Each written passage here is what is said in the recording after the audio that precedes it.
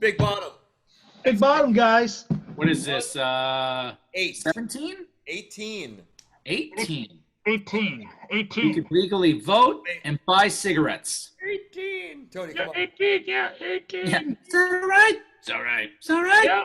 Yeah, yeah, right. Oh, yeah, you did that. Righty. Righty. Righty or lefty? Well, there's usually it's righty. Righty Shut type. up. Shut the fuck up. I hear that a lot. Huh. Oh, sorry. Okay. So you were just saying we were talking about sponsors, but Tony, you have a session tomorrow. I do have a session tomorrow. Now this is obviously in time. It's gonna be all great. But at this moment that we're talking, we just recorded episode 18 with Tim Lefebvre. Episode 18. Episode 18. Yes. Episode 18 with the one and only fucking Tim Lefebvre, who was cool as fuck. And Yeah, awesome. that was a good one. It was a good one. Fellow Massachusetts native. Yes, you guys did the accents and everything for me, and it made me very happy. Thank It you. looks like he got out of there really young because I didn't know him, Yeah, and he kind of grew up like in the sticks. right there. Yeah. So at this time, Tony, you have a session tomorrow, and you were gonna whip something out. Oh yeah, I want to whip something out here. What I'm gonna use. It usually has its own box. So you say, That's the fucking heavyweight champ of the world. That's the Mike Tyson coming back. This you can trust. I think That's the ready. Conan's father said that about the Riddle of Steel, right? Wait, You know? I didn't understand a word. What did you say? Yeah, that's exactly right. But John did. John got knows it. I pay attention, Steve. I'm not just talking and being told to shut the fuck up. No, I'm listening. I just don't know what the childish reference was. Oh. It's just the vapid, mundane, childish reference I didn't understand. I'm sorry. Don't call it vapid just because you don't understand it. Yes. Yes. No, I can. In this day and time, that's totally my right. No, I'm just kidding. All right. So we're brought to you by A Designs Audio, who make the wonderful Ready. Nice. And say Yeah. the reference one more time, Tony. I'm sorry. A Design Audio. No, What? He wants the reference again. the reference, the sword and stone. Sorry, you missed it. Sorry, you missed it. It's not happening again. All right. Sorry. Maybe next episode. I mean, you can play this back a couple of times to make sure you get it. Yeah, you can get it. Fuck you, Steve. This is what happens when we start getting deeper. When we get into the 20s, we're just gonna be just fucking yelling. Off the rails. I'm sorry, crew. You know, this is what's going on. It's been long summer days. I had 2 surf sessions yesterday. Woo! God. 2 surf sessions yesterday and a recording session tomorrow with the Ready. Yes, with the Ready. Nice. With the Ready. And the Rupi Neve DI. You know, Nice. but yeah. Nice. It's just, But for our so we got A Designs is one of our A Designs Audio, the best DI on the planet, man. Best Yeah. recording DI on the planet. Yeah. I love it. You love it. You know, we're brought to you by those guys. Pete Montesi is the best. Montesi. All right, our second sponsor is Golden Roast. Golden State Coffee Roasters. Coffee, which we actually found out Tim's a fan of as well. Tim loves it. He is really good friends with Ross Lilabo, and he's actually going to hopefully produce his record, Ross's record, Yeah. his band. But we love Golden State Coffee Roasters. We're going to put all the info. In which you can use the promo code. We apologize if there was an issue at one point in time, but Big Bottom 15, Big Bottom 15. They're fantastic, and I like their swag. This has become my favorite little mug for drinking whatever out of. I I like might it. have to get one of those. That's pretty cool. I like it. The reason I like it too in my car, it's not big. It fits perfectly. Doesn't get Okay. I can do this. Can you do that again? Wait, if I'm here, look at that. Instead of this, it's in the way. It sits lower, so I can do that. Sorry. I'll be back. You guys finish up. Go ahead. Yeah. Go ahead. It's been a long day, but hey, everybody, those are our sponsors. You can Yes, check us out on Facebook. Go check them out. And how freaking rad was today's conversation with Tim? Oh, it's great. It was good. The Bowie thing, just I loved hearing that. That's so rad. Just the stories. Mm-hmm. Great guy. Good conversation. Yeah. Yeah. Tim, Yeah. and yeah, he's one of those guys that has played with the biggest names around, and I just love that he's just super down to earth, humble, still talks shit, and just appreciates the process, the playing, and teaching, and yeah, that was great. Good conversation. Yeah, for sure. Excellent. Yeah. All right. Anything new in the world of John and Tony? Bass wise, is your bass almost done, John? I think so. I think Matt was actually on vacation for a bit. Okay. So, but yeah, it's close. I think it's to the point of stringing it up and putting hardware on it. I think it's kind of at that stage. Nice. So I wouldn't be surprised in the next couple of weeks if it's just about done. Wow. Yeah, can't wait. How about now, Tony? Are you allowed to talk? Oh yeah, I can talk about it. I think they put it on Instagram already. The first roasted TP5. There's Spencer Lull playing it. Nice. Right there. And then it's. I mean, you'd think like I want it right now, but I'm super patient. Oh sure. So right there, kind of orange. That's kind of your signature roasted neck. It's the first maple roasted TP5. In fact, it's one of the first roasted Mike Lulls, period. And ash body, roasted ash neck, and we did something slightly different with this model. This has the Nordstrand big blades instead of the big singles, which is proprietary for us. Still in the Avante position. Okay. Nice. So, yeah. Which that's the key to the bass. The key of the bass is it's 24 fret, and the pickups are Nordstrand and in that very specific position. So. Got it. Nice. Yeah. And speaking of Nordstrand, we're sending all positive vibes, love out there. Please, anybody that Kerry. Yeah. Love you, Kerry. He's fighting the fight. We love you, Kerry. Yeah. Best guy. So if anybody's out there that knows him and knows of him, just keep him in the thoughts, prayers, and the positiveness. He's one of the best, one of our buddies. So yeah. All right, boys. What do you say? Check out the chat with Tim. With Tim. Oh, yeah, and bigbottompodcast.com. I'll put Patreon. I'll put all the links and stuff. But yeah. Find us Big Bottom Podcast on Facebook. We got it. So, all right, boys. Well, hey, this is the Big Bottom. Steve Arajo. John Moody. Johnny Paleo. Enjoy the podcast, everybody, and we'll see you guys soon. Bye. Hey, bye. Okay, cool. Bang, hi. Who do we have with us, Steve? Man, we are extremely lucky, blessed, fortunate to have Tim Lefebvre joining the Big Bottom crew to just talk some shit. That's it, man. Tim, how are you, dude? I'm here to talk shit. That's what we do, man. That's what we do. We just talk, and that's all, man. How are you doing, man? How are you hanging in there? Everything's cool. I mean, luckily, like Patreon is carrying the day. So, we're surviving. It's all good. I got enough, like I'm teaching a little bit and getting some recording. So I'm surviving, Good. I just, obviously it's not the best circumstances, but it's all good, That's awesome. But, everything is good, in Okay. the end, so. Very cool, man. Good. And, but you're doing a lot of home recording, a lot of, sessions that you're being hired for, and yeah, I mean, that happens a couple times a week. I mean, there's probably, I feel like, there's a bunch of paid stuff which goes to the front of the line, obviously, and then there's a bunch of unpaid stuff which is collaborations with friends of mine. So like that stuff's I'm totally behind on, as you'd expect.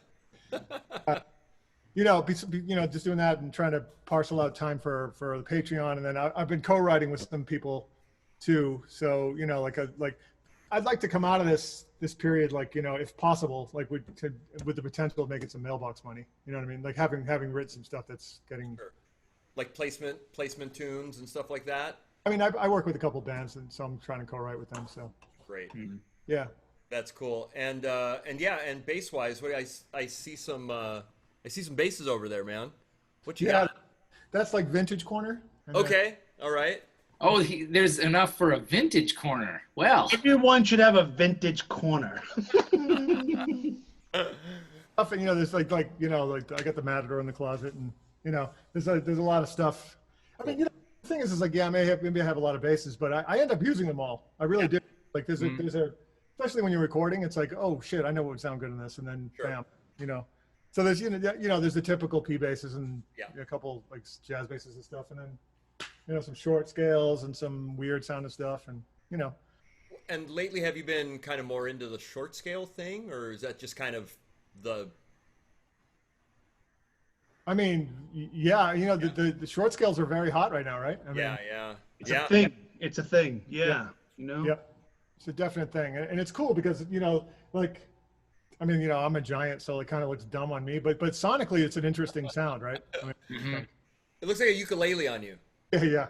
Like a little tiny thing. Yeah. Well, did you where'd you grow up, Tim? I grew up in Massachusetts. Okay. Oh, there you go. Brady shirt. This is my Yeah. What town did you grow up in, Tim? Foxborough, actually. Okay, down there. Okay, I'm in Peabody. Oh, really? Yeah. Yeah, you're like a neighbor. Yeah, I grew up in Foxborough. Wow. That's crazy. Small world. It is a small world. That and But yeah, I think we have some mutual friends like Andy Dow and a couple other dudes and stuff like that. So yeah. Facebook friends, I believe. Yeah. Yeah. that's cool. And did you do a lot of playing there? Did you soon? No, huh? No, I mean, my high school band director was great. So like my high school was like renowned for its jazz band and stuff and the concert band. So like I did all that stuff, and then I just kind of, it's southeastern Mass, and so it's just like I know I wanted to live in New York, so as soon as I could get out of there, I got out. Oh wow. Yeah. So I went to college and then did some cruise ships, and then I moved to New York. So That's cool. What college? I went to University of Rochester, New York. Okay. Yeah. Very cool. Which is basically the major school for Eastman School of Music. So I was doing a couple things when I wasn't too busy doing bong hits. I was Absolutely, yeah. Playing over at Eastman a little bit. You gotta pass the time somehow. That's all right. Even today, even nowadays. I mean, there's only so much to do down in Foxborough unless you're like, want to go to a Patriots game or something like that. You know what I mean? My car up on cinder blocks. I mean, It's a little different down there, and- Does the accent come out every once in a while, Tim? oh yeah. I mean, it's funny. I just got a cat, so like when I talk to the cat, it's like when I talk to the cat, oh look, you want some water? Like it's like my grandmother. Look, can I have some water? That's awesome. Cats are kind of smart asses anyway. They deserve to be kind of a little berated. They're awesome though. I love them. Yep. Now, this is funny. He's like, he sleeps literally all day and then goes out and murders small animals at night. That's why they're so rad. They are straight up. You cannot domesticate them. They are just. Actually, John's cat will probably make a little guest appearance here. Yeah, she'll pop up at some point. She usually does. Yeah. Yep. So you went right to like did the cruise ship thing, kind of just worked on boats. Yeah, I did like 3 years on this one company where I ended up, I met a bunch of lifelong friends there. Like I met Zach Danziger. Danziger had just finished doing that Wayne Krantz record, that Long to Be Loose record. Oh man. So like, he was out for a vacation to chill, and I was just like, I didn't really know. I had heard the name, but I didn't really know him. And then he came and, he was friends with this drummer, Pete Davenport, on the ship, who was also a great drummer and an old friend. And so he came out of the ship, and it was like, I was like, do you think I could hang in New York? You know what I mean? Like everybody asked that question, and it was just like, he said, yeah, just do it. So like I moved to New York, and it took a little while to get established there, but it happened. So was Wayne Krantz the first kind of gig, or what were some of the gigs that you were doing out there? It was funny, like Wayne was early on, but it was kind of like first was like Chuck Loeb's, like some smooth jazz stuff with Chuck Loeb, and he was nice enough to start hiring me. I'd play upright, and then Will Lee would play electric on a lot of these records that Chuck was producing. That's cool, man. So that was fun. So I got to watch Will in the studio. Obviously, that was a trip. Yeah. So there was that, and then I started playing with Lainey Stern for a while. So she was like the first, that was the 55 bar, hang. That's a big gig. That's a good gig, man. Yeah. A lot of fun. And then Wayne came from all that, obviously because everybody ran in the same crowds. Okay. So, yeah. Man, that's cool. New York's a tough scene. It's not an easy scene, Yep. It's you got to keep on your toes there. You keep busy to keep working. So. Yep. Yep. And did you do you did a lot of sessions out there also, obviously at the same time? They came. I mean, it was like initially no, but Yeah. you know, yeah. Then all of a sudden, like in the 2000s, everything kind of broke the right way for me. Like for some reason, like I don't know what happened, but somebody recommended me to Lenny Pickett, so I ended up subbing for James Genus on SNL for a while. And then like actually, I think if I'm not mistaken, I think it's me on the 30 Rock theme because I think James. Really? Yeah, I'm pretty sure. Like weirdly, like all this kind of weird stuff came up. That's rad. I love that show. It's fucking amazing. It was good. Yeah, because Jeff Richmond, the guy who scored it, was initially doing he was doing all the like the what do they call it, incidental music on SNL. Sure. Like, if somebody had a skit and they needed a tune, like Jeff would do the arrangement or whatever, like or write it. And he was married to Tina Fey at the time, so Okay. Oh my gosh, that's pretty rad. that was fun. That was it was like it was Will Ferrell and Jimmy. I can't remember his name. Will Ferrell and Jimmy. Shit. Yeah, he's got a show on NBC. Yeah, not Kimmel. Is it Kim? No, not Kimmel. It's the other one. Yeah, Irish guy. It's the other Jimmy. Fallon. Fallon. Like there you go. It was that era. So it was a great cast. It was really fun. Dude, that was. They were cool people. Like Will Forte, like all these creepers. Like Will's hilarious. I can't even believe that guy. Maya Rudolph. Yeah, I actually just listened to Maya Rudolph on whose podcast? It was on the Conan O'Brien podcast. Oh yeah. She was just on. Yeah, she's rad. She's amazing. rad. Yeah. She has a Fred Armisen now that where they both die. Oh my god. Yes. That's fantastic. It's called, but I was watching. I was like, "Holy shit, this is weird and cool." Those guys. There's I just watched a documentary on Chris Farley that just came out. It was like on Hulu or something. It's fantastic. Yeah. So, wow. Anyways, we got to look for you. When did you make the transition to the West Coast? 2011. Okay. Yeah, I was kind of like, I just felt like I was hitting the ceiling in New York, and it was like, and it's also hard to live there after a while. It's just everything's kind of a grind. So I was kind of looking for something easier, and then I wanted to stay in the scene. So I moved out to LA. And then the obviously the Bowie thing. How did that kind of come to fruition? Well, basically the Bowie band was like an existing band. It was like Donnie McCaslin's band. So like that was still in operation. Like I was going back to New York a lot to play with those guys and doing tours and stuff. So basically what happened was I guess Bowie had called. He wanted to do a jazz record or something, and so he called Maria Schneider. Okay. Maria Schneider. She's got a famous. She played every Monday night at Iridium or like someplace in New York. So like, and she's a very well known big band arranger. So Bowie wanted to work with her. So they wrote a song together called Sue in a Season of Crime, and then they tracked it. And her saxophone player, Maria's main saxophone player, was Donnie McCaslin, like the main soloist in the band. Fantastic. So yeah, that guy's amazing. So basically, I think what happened was like, Bowie had said, well, let's do a whole record. And she had been working on her own record. I mean, this is how much of an artist she is. It's like she told Bowie, no, like, I don't have time. But check out Donnie McCaslin's band. We had just finished a CD. So like, she gave him the CD and he liked the CD. And then he came down to the 55 bar and checked us out one night, like all totally under the, under cloak and dagger. Like I didn't even know he was there. Most people didn't. It wasn't like a big to do. Yeah. Amazing. There was a thing about like he was just like trying to blend in New York, because he's David Bowie. Like people would go, well, that looks like David Bowie. And apparently he would do that. Like people would say, well, that looks like David Bowie, but he'd be carrying around foreign language newspapers. And it would pull them off the trail. It's like I just, but it's not him.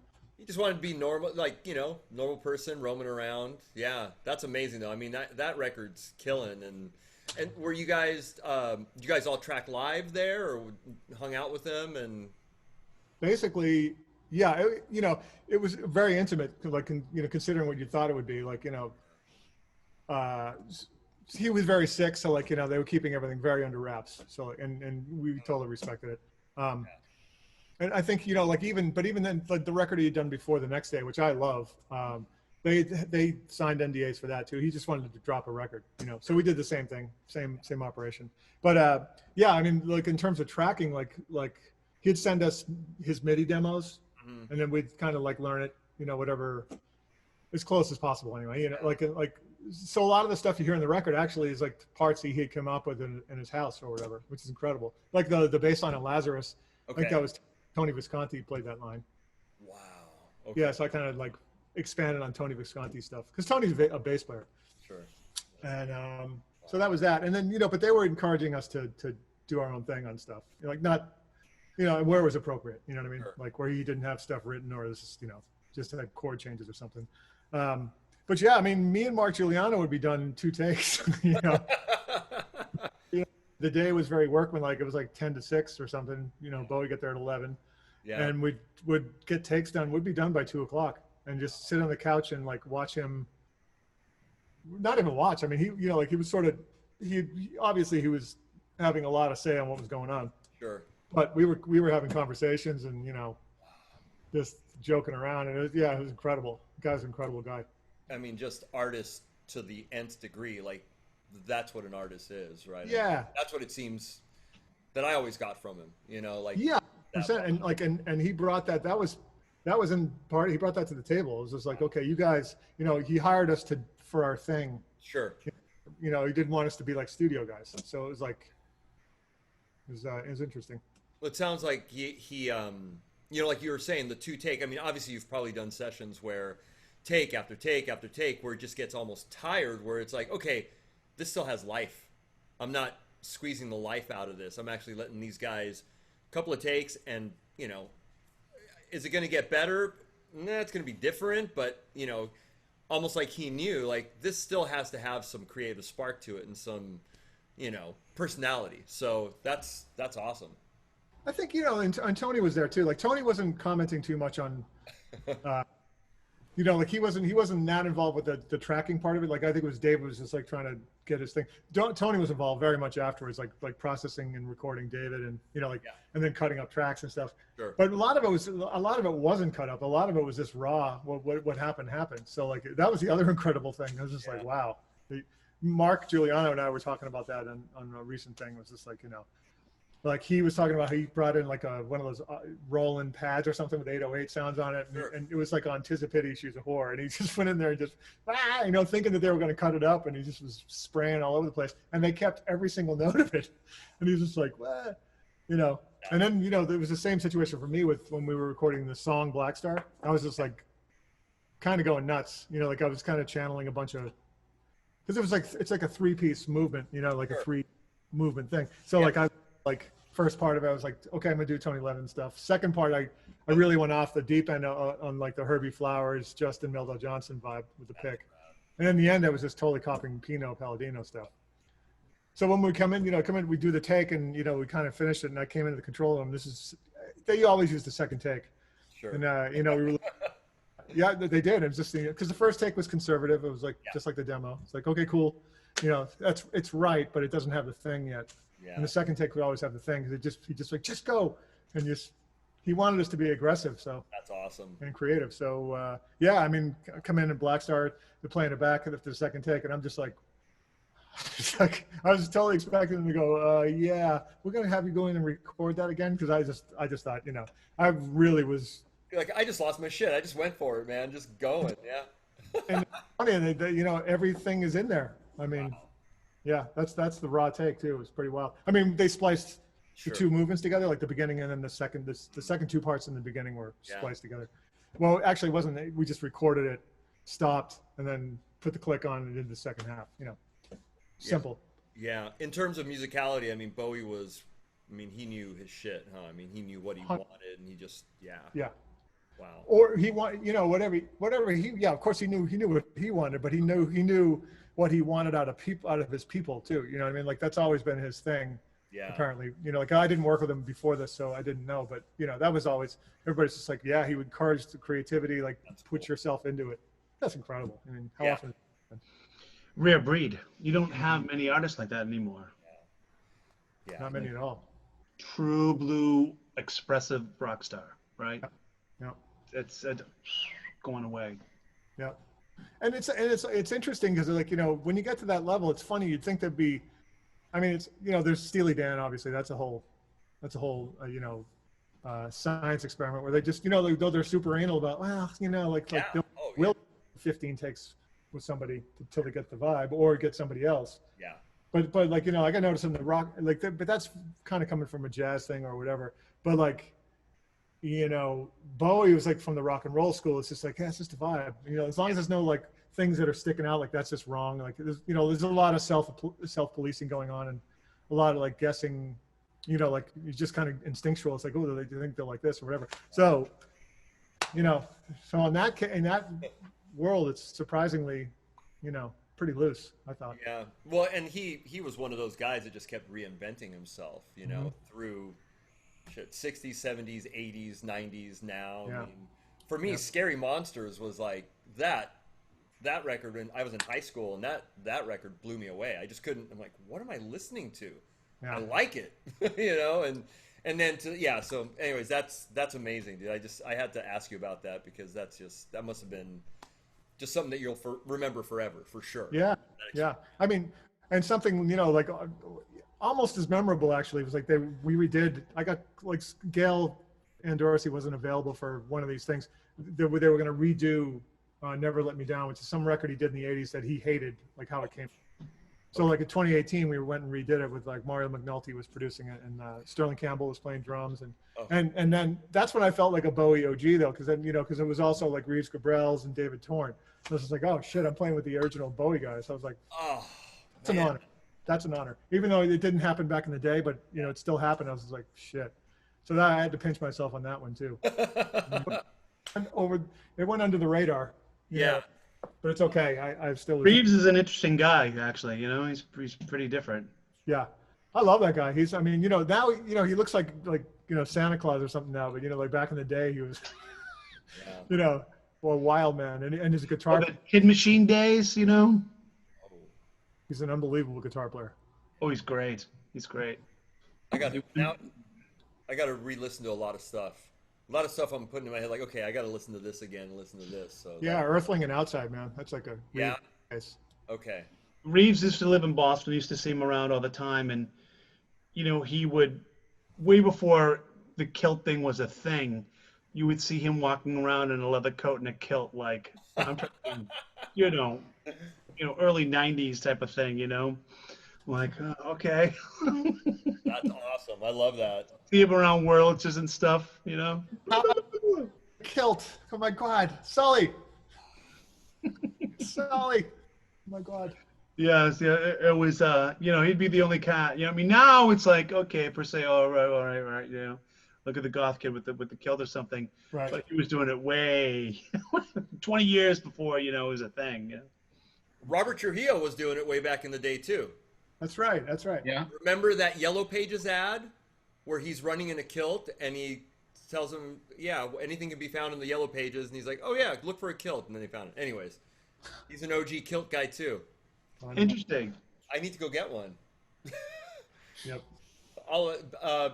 The big bottom kilts.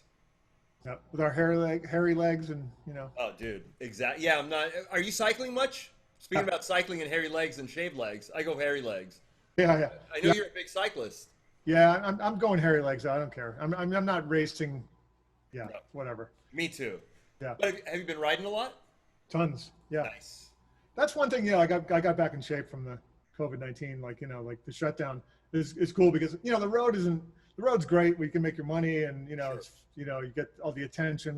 Look at me, check me out. But you eat badly, you don't sleep great, and it's all that stuff. So being home, it's like you're doing all the above, and it's cool. That's awesome. Yeah. Have you felt just kind of a reconnection to everything, being able to be home more? I mean, obviously we're forced to do it, and you're not going out. Yeah. But I don't know, just kind of a reset, or what? We all talk about this all the time. Kind of. Yeah. Just. Yeah, I don't know. Have you been just kind of a reset, health reset, riding kind of thing, and Yeah, mental too. Like I just was such a road dog, and I was pretty cooked. I was out a lot.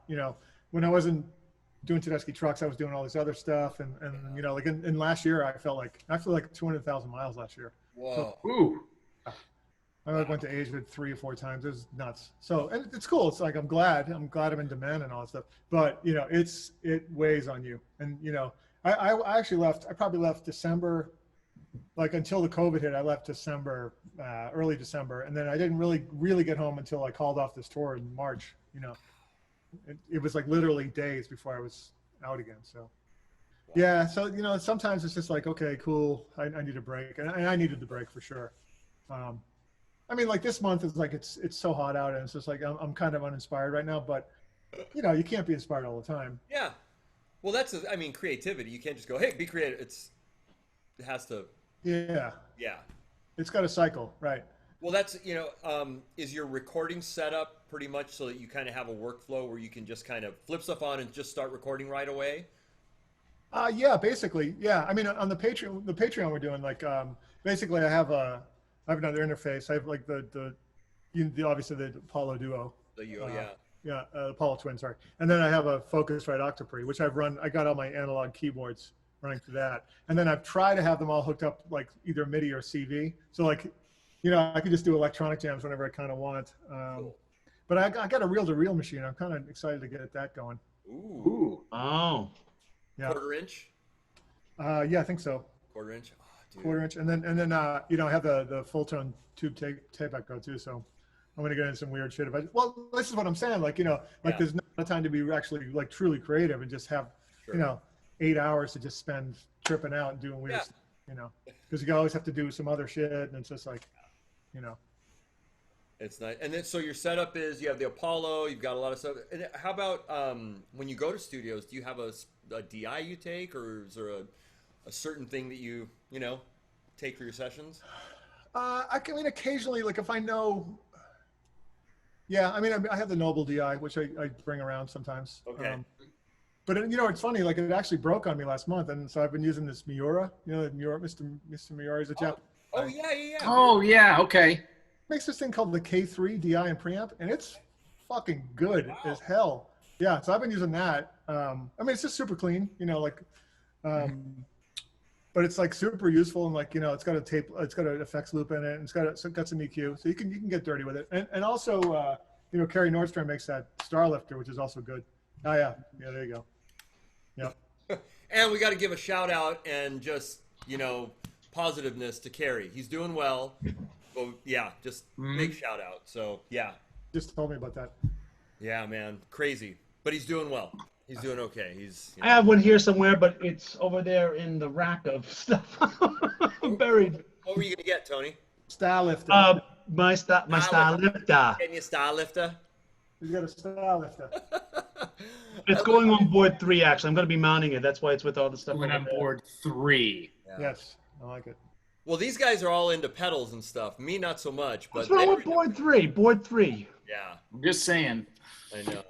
Do you have a lot of pedals? What's that? How many pedals are on these guys' boards? Tell me about your boards. Oh, let me see.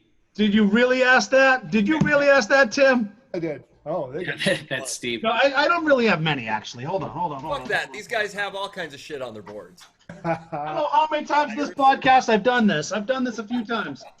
It never gets old, though. It never does. Temple Audio. Oh, nice. Oh, yeah, those are slick boards. I like that. Those are nice. Yep. So I have this board and a clone of this board, John, right, for board 2. And then board 3 is just basically like goofy synth stuff, like other stuff, you know. Yeah. So. Well, and you have the Rupert Neve DI, which you like a lot, Tony. The Rupert Neve DI, yeah, this is fantastic. I just started using those things when I apologize to the audience that heard a lot of this. I just switched over to these guys for live use right before COVID, and I loved them. I really love them, you know. So they're fantastic. That's awesome. Yeah, they're sweet on the top end and like kind of got this harmonic fullness in the lower mid. So it's good. And it mounts to a board, so that's why I like it. Right. Tim, what do you so the Noble's great. I like it. What do you like about that pedal? Well, you know, like it can sound kind of new and crispy and shiny. It can also can sound old school, which is what I really, you know, like, because it's got, you know, there's a trick with it where, you know, it's got a low cut and a flat thing, right? So this guy, one of the guys from Empire of the Sun showed me this when I was working on their record a couple years ago. Like basically you put on the low cut and turn the bass all the way up. Apparently that's some mic pre trick, which I didn't really know about. Because I mean, basically it's a mic pre. Yeah. So yeah, you just put on the low cut and jack the bass up, and it gives you this kind of like almost tape, like a 48, like 24 track, like kind of tape distortion almost. Oh. Yeah, it's pretty good. That's cool. Yeah. Wow. Do you use it with upright also? No, actually the thing, I mean, yeah, that's actually true. I do. Yeah, because sometimes I'll mic up with this mic and then run the bass for it. Yeah, I actually have done that a few times. It sounds great. And I know that the input is kind of made for piezo pickups, so with the mega, a lot higher impedance. So that's like one of the big pluses of that Noble. Is that right? Yes, yeah. I did not know that. Because a lot of piezo pickups, like I forget what it is, but their impedance is a lot more than just a traditional output. So going through some kind of buffer is always a good thing, and not a lot of DIs have that, and the Noble definitely does. That's why a lot of guys. I think the bass switch too. John, do you use that for the uprights? Yeah. I haven't used it in a while, but yes, it does. Yeah. Yeah, it's got it on the first channel. Radio? Are you talking about? What's that? The bass switch? Or no, that's the. Is that the? The bass switch is a DI pedal that is switches nicely between electric and upright. Mm-hmm. It's the one that's like the pedal's super flat. Yeah. I have it actually. Yeah. I'm using it for synths right now. Oh, cool. Yes, Rupert Designs, right? What's his name? Yep. Yeah, they're great. They're great boxes. Super clean. It's amazing, actually. Yeah. Mm-hmm. Yeah. I found that in the box for years, and when I got here. Yeah. My new studio. Yes. I dug it out and plugged in my synth, and it's pretty banging, man. And plus, it's got 2 inputs, and right.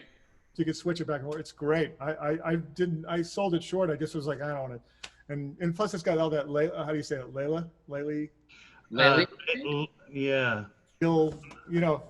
When I was, I didn't really know what that stuff was, but Rich Robinson has all those switchers, the Leel switchers. I was just like, oh, that looks pretty high end. So like, and that component is in there. So I was like, oh, maybe it's good. Decent. Nice. Wow. Yeah, and it is. It's great. Mm-hmm. You can't kill those switches. That was my live DI for many, many years, the bass switch. Mm-hmm. And like, I'm not a little guy. I've like stomped on it. I've had Twinkies on it, from the show, from Blooming, like, and they get squished in there. I just clean it out with alcohol, go back, plug. Okay, this is good.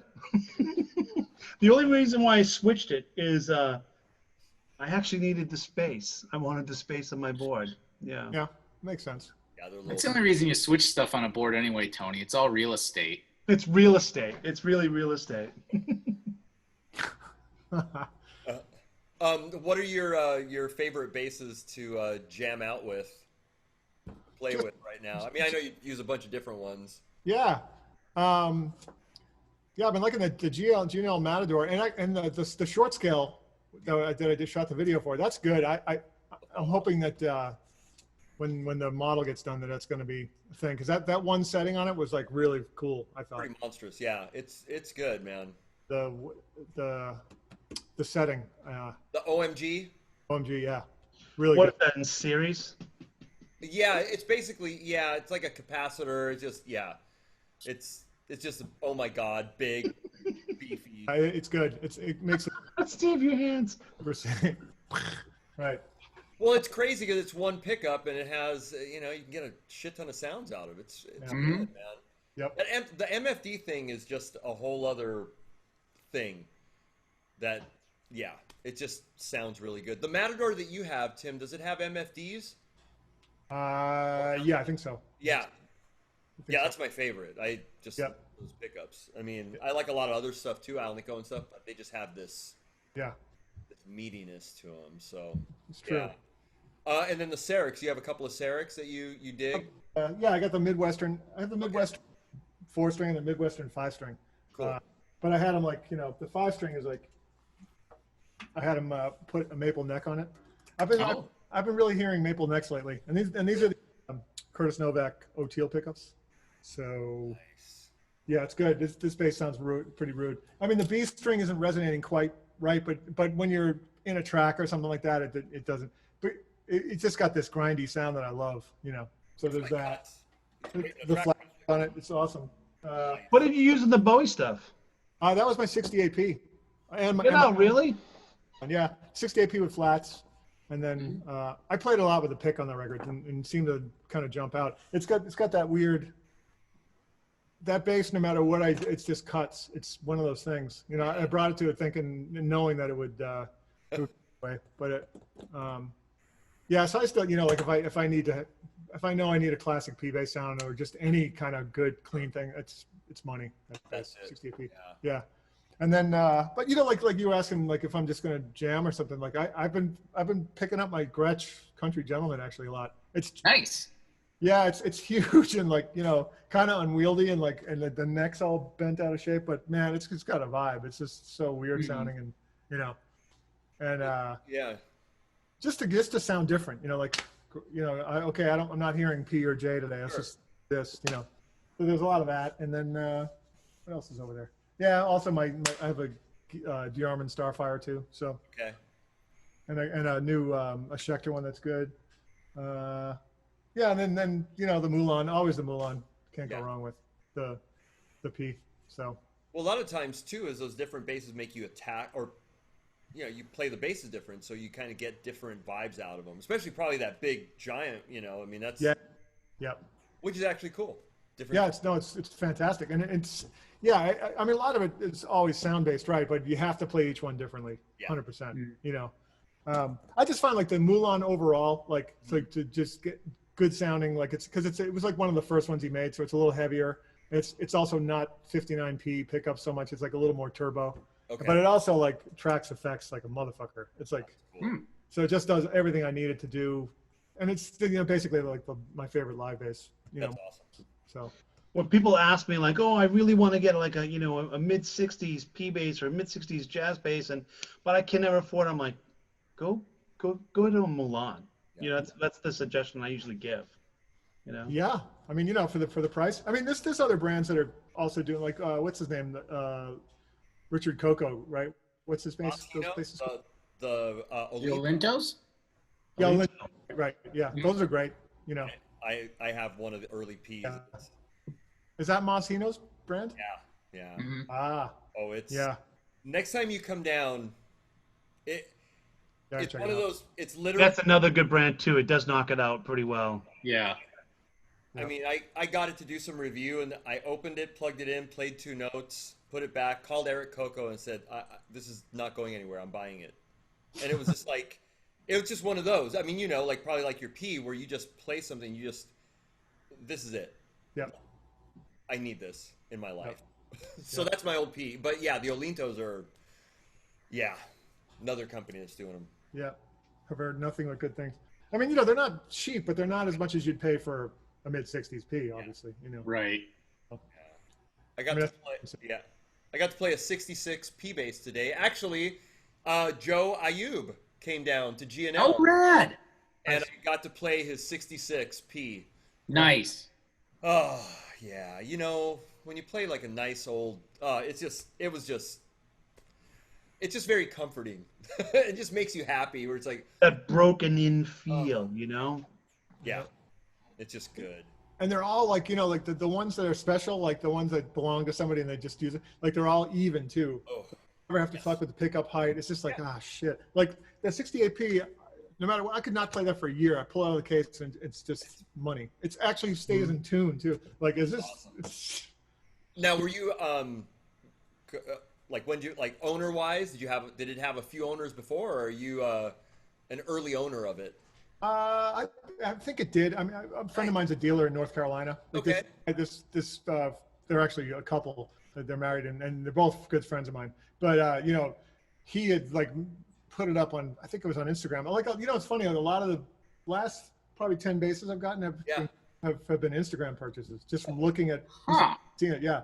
So like that bass was on Instagram. I was like, well, how much do they want for this? And, you know, I was kind of flush because I was touring with Tedeschi trucks and like, you know, I was just like, well, I guess I don't really need an old P bass, but maybe I do. So yeah. No, you always do. What the fuck? No. Yes, always. P bass number 1. Then I got a 63 a couple years later. Oh, which is great. I've won, you know, the 68P. I put flats on it, just forget it, and just leave it on forever. You don't have to ever change those. Never. And then 63 I put rounds on actually, because you know I kept going to sessions in LA or whatever, and you know, I'd end up like, like I bring my, oh yeah, I'm cool, I have my flats. But like every session they had like, like an old 60s P bass with drums on it. And because it was mostly like, it was like Ross Robinson, the guy I did this rock record with him. And I was like, and that's what made the gears turn. I was like, you know what, I'm going to string out my 63 with rounds. Sure. So, because it's still that old sound, but it's still, like with the rounds on it, it's like super special. So Yeah. Got that growl, little growl kind of thing. Touch a growl, yeah. I had flats on that for a long time before Solomon. I can't remember his last name.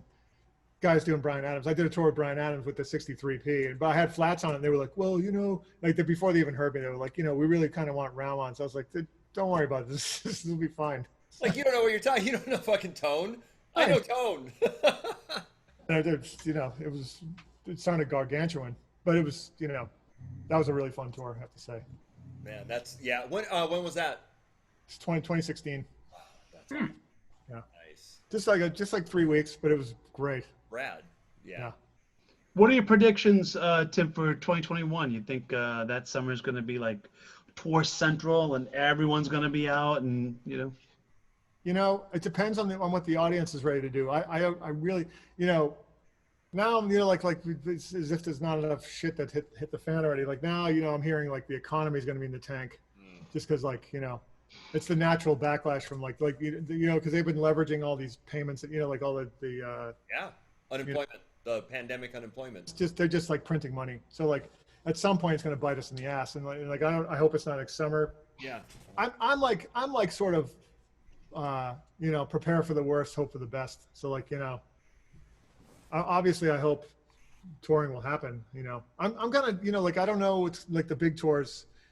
I mean, I have stuff on the books already for 2021, but it's like some of my small jazz projects or, like improv projects. And so that may work out. I mean, it depends if they have a vaccine or not. But, I mean, the big things, I mean, they can't even, until they get a vaccine, I mean, they tried to get UNC, University of North Carolina, like everybody showed up and then they just sent everybody home. It's just like, man, it's like they were like standing in line for COVID tests, and then all of a sudden, they're all getting texts saying like these two dorms had massive clusters of positive tests. It's just like you can't put people together yet. Yeah. Unfortunately. So like hypothetically, if we had a vaccine in January or something like that, potentially that would help.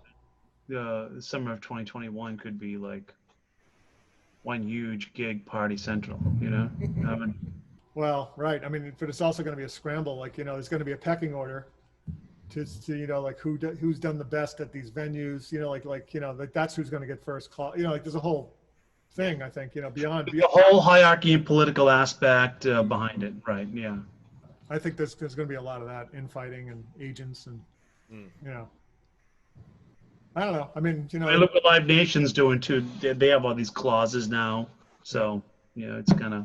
I don't think I've been I saw that article and I was like, oh shit. But there may be a thing where like maybe your act is strong enough where you just go, you know what, fuck you. I'm not paying you any money. I'll cancel the tour. I don't care. Like there's enough power in some of these acts where you don't have to put up with that. You know what I mean? I think.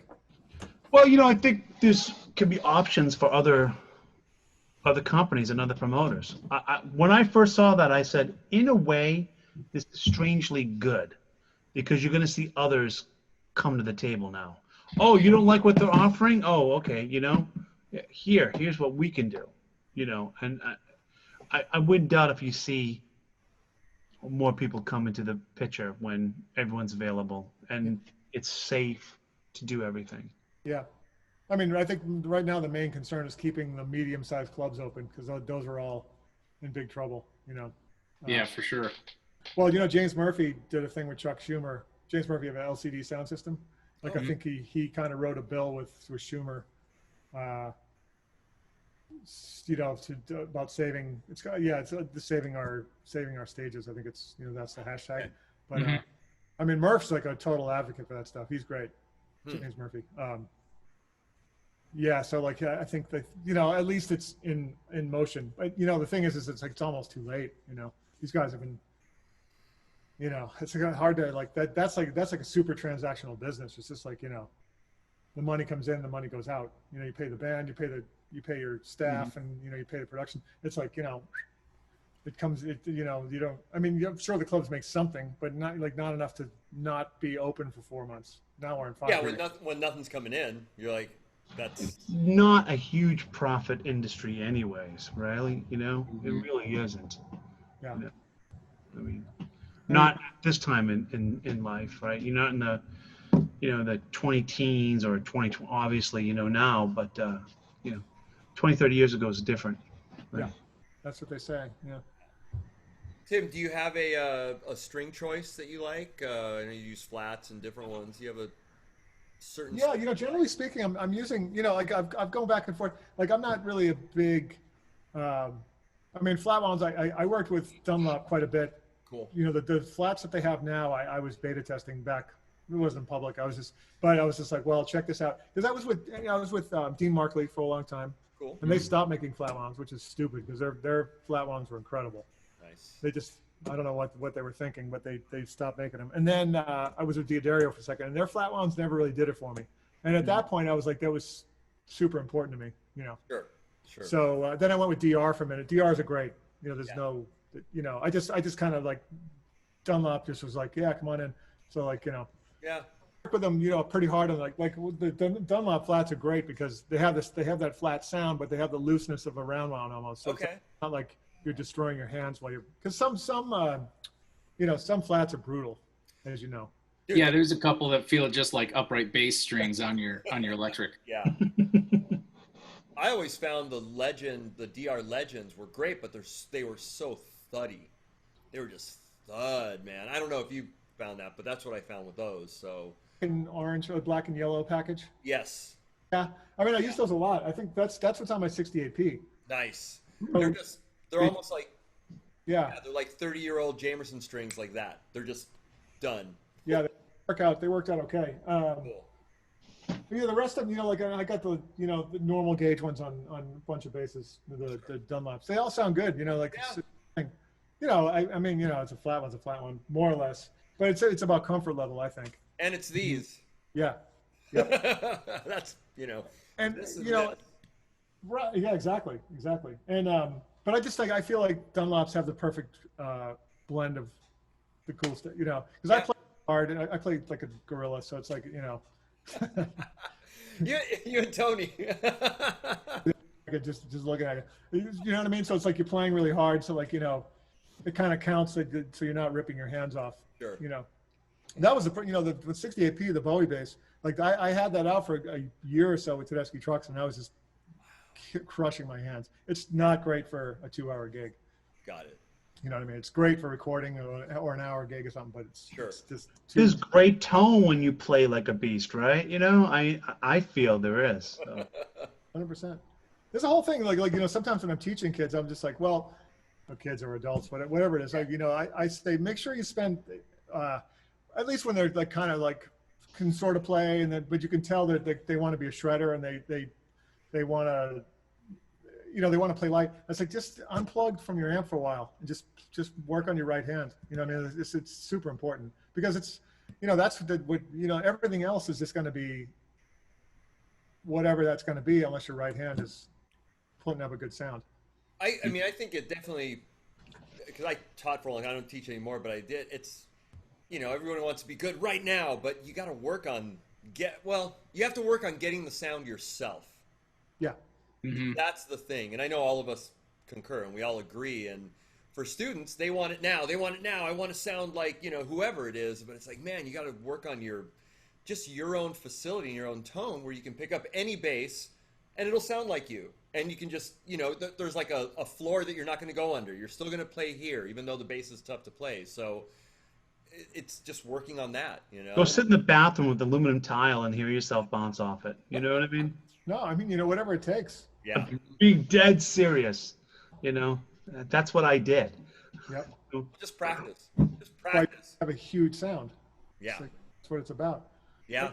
When I first started playing with Wayne Krantz, like I had to learn all that music from 2 Drink Minimum. So like a lot of these charts, but like, so I'd have to go over his apartment to practice, but he had neighbors with just no amps. Like, so we would practice all this stuff without amps for like hours, but just like acoustic. It's just like, it was, so like that's helped me develop a strong sound. Yeah. Yeah. When we recorded Gina, I was like, it sounds good, man. It was just great. It was just so, had a lot of just that control and that sound. It was fantastic, man. I loved it. Left hand, of course, sucks, but No, but that has a lot to do it too. That controls, duration of notes, how it's so yeah, and you can get a lot of sound out of your fretting hand, and I think it's just connected. That's an underrated topic, like note length. Dude, yeah, dude, that's for me. Anthony Jackson, "Move Me No Mountain" and "Clouds" on Shaka Khan. Yep. Holy shit, that is a study in quarter notes and quarter note feel and length of the note. It's just, yeah. Can you imagine being him, like you just recorded a track in a studio and you come back and you solo it and it just sounds like a metronome? Like, when you solo yourself, it's just like, it's a mess. It's all over the fucking place. You can never, that's an eighth note. It sounded like, it just all goes in the toilet without the drums, right? But him, it's all there. Like he just, soloed out. It's just like, man. And it's just perfect, and just that, like I said, that when I listened to those tracks, those changed my life. Just how he plays quarter notes and that length is just like, that's a study in itself. And I'm still perplexed by it. Yeah. And my old teacher told me a little thing a long time ago, 30 plus years ago.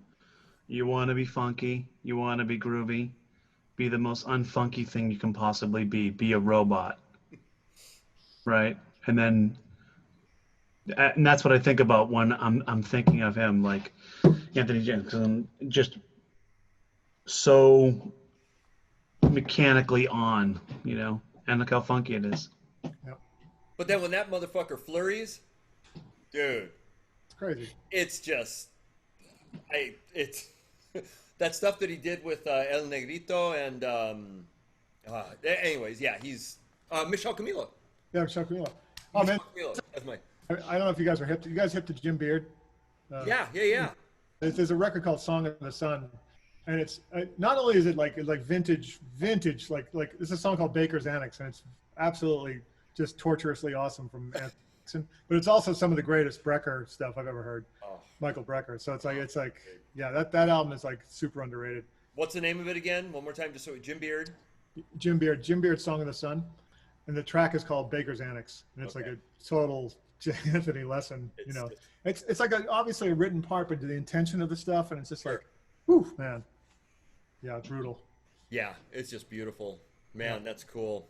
That's awesome. Well, Tim, you have some time constraints today too, so we're just going to get into some final questions. I'm good until about 6:30. I mean, Okay, cool. Yeah, I got some. Let's see. Yeah, I mean, my lesson, I'm not teaching until 7, so we're good. So we like to do this thing where we ask our guests 3 questions.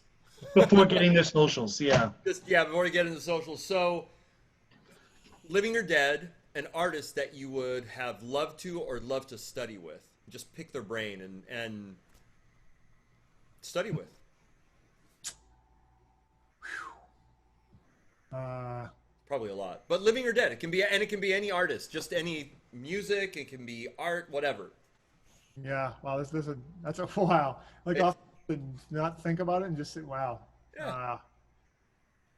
It can be a couple people. Yeah. It'd be like Coltrane or Tony Williams. Oh wow. Ooh, man. Yeah.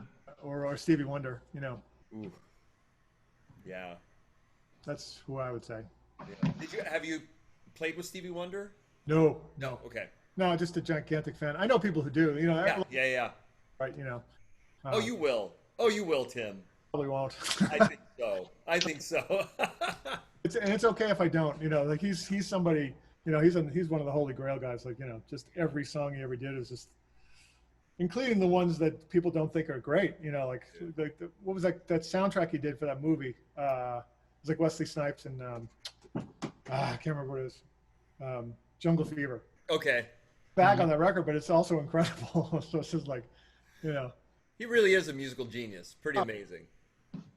Eddie Murphy was right. Dude, exactly right. All right. The second question you probably have, but let's say somebody that you haven't, well, it might have already answered. Who would you like to have jammed with? Obviously, maybe that's already answered. And it can be living or dead. I think I would have sounded okay. Like, I know this is going to sound pompous as hell, but I just think where my head is at, like, I think I would have played pretty well with Miles Davis, like in the later years. You know what I mean? Like the Birth of the Cool kind of stuff, or the later, like, you know, like where when did he die? He died in like 2000 something. But like, you know, like later stage Miles Davis, like post Marcus Miller, like, you know, just like, you know, if he was going to still expand into some other shit, I think I, you know, and I don't mean to sound pretentious. I just thought that was a good fit, maybe. I don't know. Who knows? Stylistically speaking, you would have, you know, you think it would have been good. I mean, you know, like I would have brought some, like, because I could play bass stuff that he would like, probably. I mean, it's not as, I mean, obviously I'm not Marcus Miller or Daryl Jones, or but like sonically I could bring some stuff to the table, and you know, that just is it's a pipe dream. That's all. No, that's great. Well, he had in one of his bands, so he'd have the bass player. Well, Armand Sabat, was it Armand Sabat-Lecco played with him, or no, it's Richard Patterson, I think. But he had a lead bass player, Foley, right? Yeah, Foley. Yes. Yeah. I see. So I mean, I can see it. We're just expanding, kind of improvising, trying new shit out. That would have been a good fit. I mean, you know, in the end, like all that stuff, the Amanda record was like, I think it was the last record, but it was like all Marcus Miller produced and stuff like that. Yeah. So, I mean, I'm a huge Marcus fan. Dude, Tutu. Oh, of course. Dude, We Want Miles is just like. Yeah. Oh, yeah.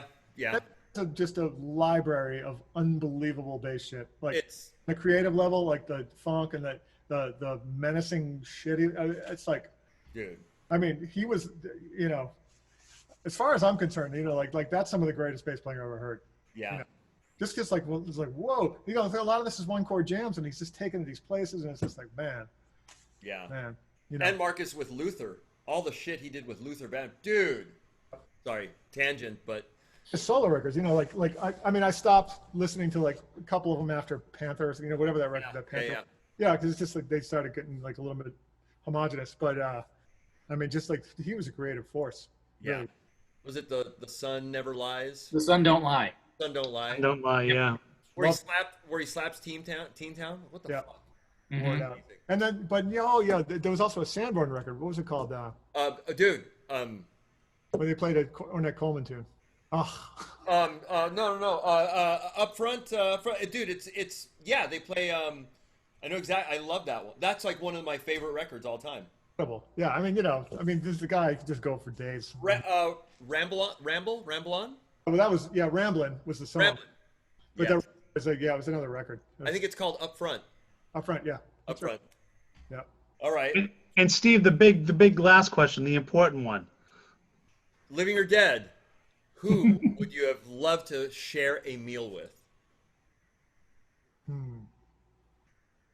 Doesn't need to be a musician, anybody. No. It can be an artist, anybody. Yeah. I'd like to get, honestly, like, I know this is going to seem weird because he would tear me a new asshole, but James Baldwin, maybe. Nice. Okay.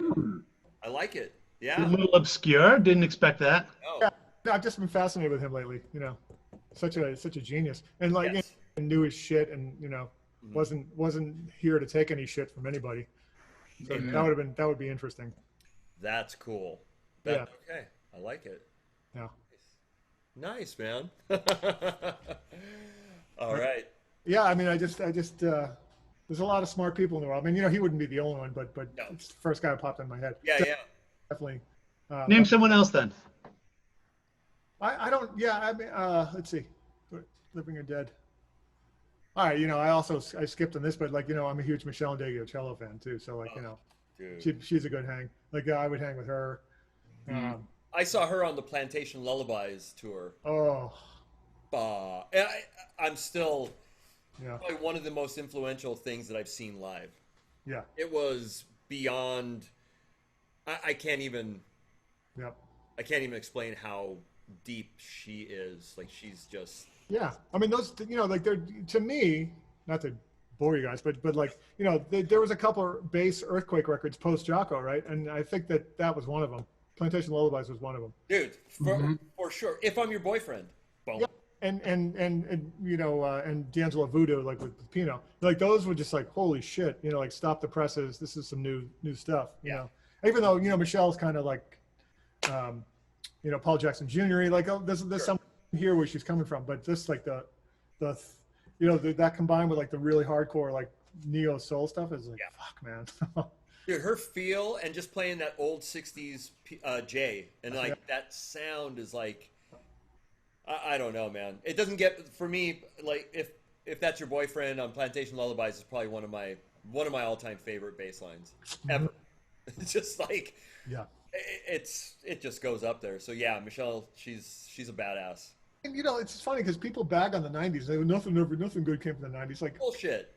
That record, if you missed that record, and tons of other ones too. You know, like I was at a used CD store and I got that.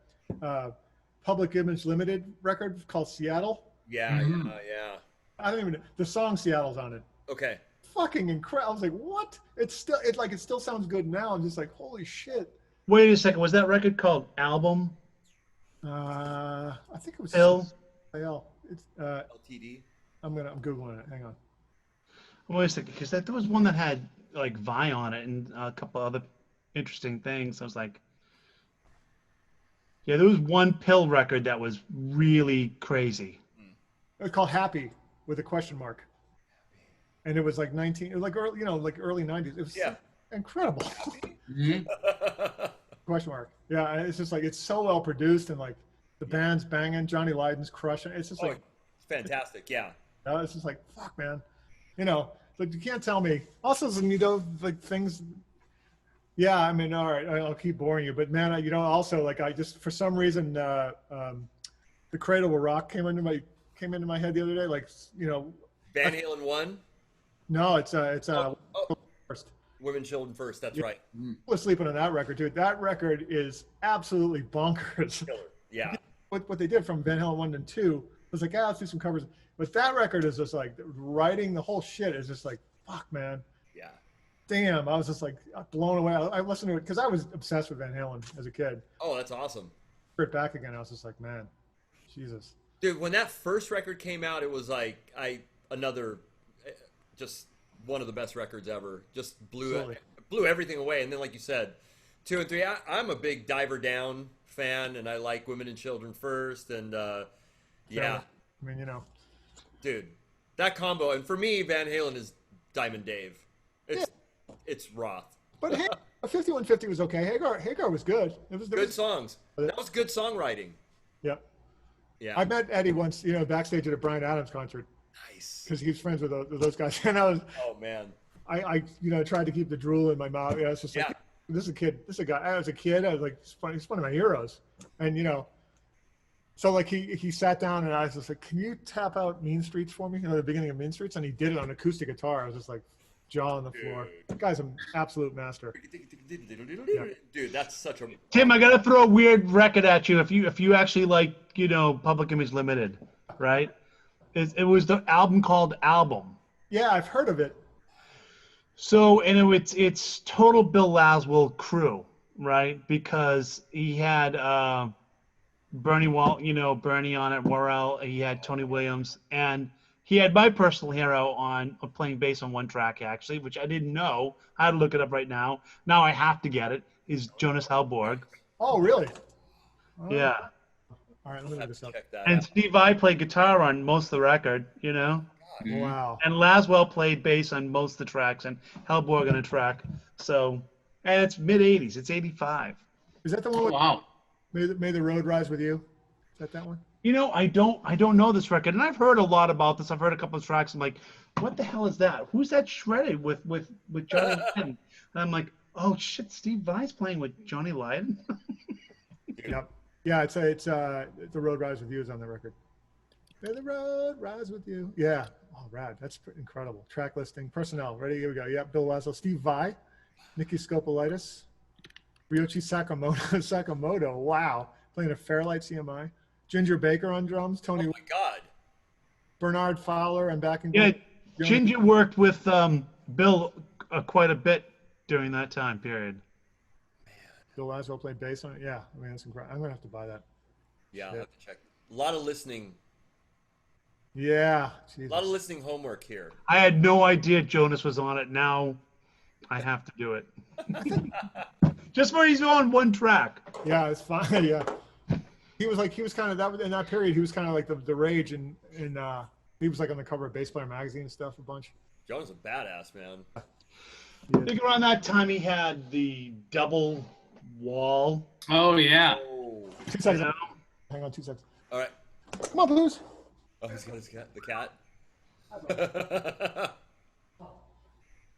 Cat's like, I need to go outside. I need to go kill something. Yeah, it's time to kill small creatures. I lounged all day, and now I Yeah. will hunt. I need Nice. to bring home a rat and a mouse for you.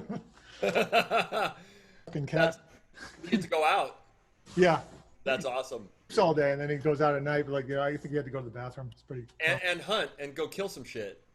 Dude, every night okay. So I don't know if you're gonna keep this in or not, but like, we're in Tucson. We're keeping it. Are we keeping it or not? It's up to you, Tim. I'll just tell you the story, and I don't know. Yeah, maybe we should cut it. But man, so we're in Tucson. We're on a horse ranch, right? And like we're on a dirt road. Like we're in the middle of nowhere. Like it's basically a nature preserve out there. And everybody's just like, don't let your cat out at night. And like this guy's like a shredder, man. He was part. He's a Woolsey fire survivor. So like, Wow. he's out there I find a carcass every night. It's fucking unreal. Like big ones too. It's like, oh man. Jeez. Well, obviously if there's no poison or stuff like that, it's healthy. That's what they eat. They are carnivores, man. They eat meat, and if it's a mouse and that mouse was eating any greener, that's where they get their green whatever. Mm-hmm. Yeah. That's what they do. Yeah. Did you ever hear the Joe Rogan podcast? Remember that movie came out about vegan athletes on Netflix? Yeah. Yes. So that guy. So Rogan had an omnivore doctor. Yes. Remember that one? Like that's what he was talking about. Like how these animals, like basically they're doing the work for you, absorbing and turning it into proteins, like all the greens, because that's what they consume. Yeah. Well, that's like in the barns and stuff. The mice and the rat would eat the greens. The cats would go kill. That's just circle of life, man. Yep. It's a carnivore. You got to eat meat. That's it. Yep. I'm a firm believer of that, but like whatever works for you, you know what I mean? Whatever works for you, but eat a lot of meat. There you go. If it's a small child running around that fall down, okay, but I'm grabbing it. Tony eats babies. You heard it here. No, I don't have want 2 kids. I don't No. eat babies. But, Especially in this time, there's no eating babies. no eating babies. Right? No. fucking Pizzagate. We have laws that protect people. We don't need anything. We don't need Pizzagate in this. No. Bunch of crap. Leave it. Anyways, man, dude, too fun, man. Oh, so Tim, give us your socials. Where can everyone find you? Okay, so Patreon is patreon.com/live from Blackbird. Okay. Mhm. So that's the Patreon page. I mean, there's a bunch of tiers you can sign up for. It's cheap. And it's live from Blackbird. But live from Blackbird, right? Okay, Yeah, it's the street we live on Cool. in LA. And then Instagram is at TIMLEFEV. Okay. And then I have a Facebook fan page. It's just like Timothy Lefebvre Cool. fan page. I think. I mean, I don't know how. There's no way to find it on the phone what the actual link is. I'll do it. I'll do it all. I'll put it. That's my job. I'll find it. I'll hunt you down. Yeah, and don't go to Twitter because I'm spending all day fighting Trumpers. So Yeah. No, we'll stay off Twitter. We'll just do Instagram, Facebook. We'll do all that. yeah, going after clowns. Man. It's pretty funny.